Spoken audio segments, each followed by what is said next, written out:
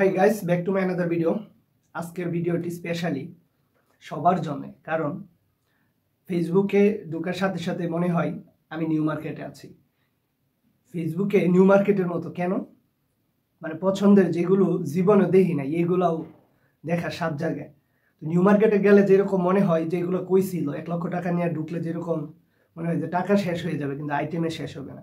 আর বর্তমানে ফেসবুকটাও আমাদের নিউ মার্কেটের মতো হয়ে গেছে। হ্যাঁ, এই মানে কত ধরনের মানুষের যে মানে মানে মানুষের টিহা খরচ করানোর যে একটা ধান্দা, এটা কিন্তু ফেসবুকে এখন আছে। আর ইউটিউব তো এখন বিটিভির থেকেও এখন নষ্ট হয়ে গেছে, কিছু করার নাই।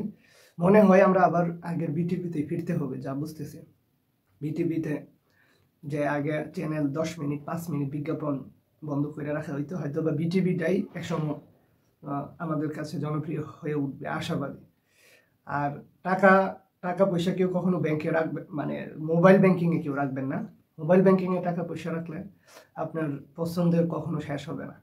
আর কেনাকাটার ব্যাপারে ফেসবুকে বর্তমানে যা দেখতেছি, যে আপনি খালি একবার বা একবার দাম করবেন, যে আপনার বাসা পৌঁছায় দিব। এই ফুটপাতের গলিতে যখন কোনো কিছু দাম করা হয়, লাস্টে বলে না নিবেন না, তাহলে আইসেন কেড়ে, ধরছেন কেড়ে। তো এখন পরিস্থিতি এরকম হয়ে গেছে। তো ব্যাপার না, দেখা হবে ইনশাল্লাহ পরবর্তীতে কোনো